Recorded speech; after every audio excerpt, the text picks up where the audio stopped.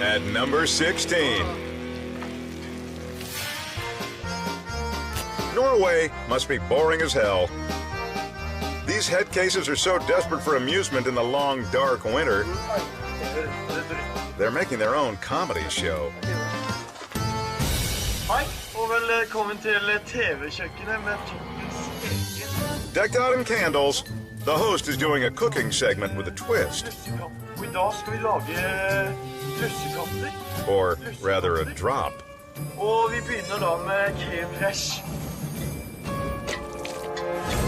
Get it? Someone's dropping ingredients from the roof. Neste på lista har jeg melk.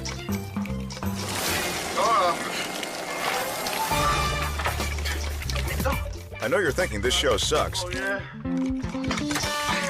but allow me to drop some facts on you. The next ingredient, flour, is flammable.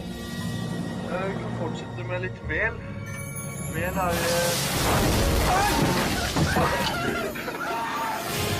Told you it would get better.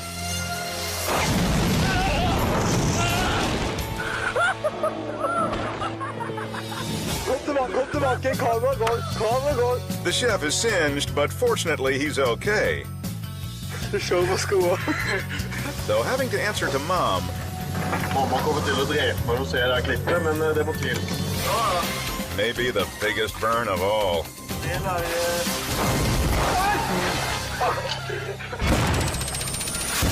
Coming up, I love you, bro. skateboard fools, angry tools. Our way to number 1. On Top 20 Most Shocking Dumb Dudes.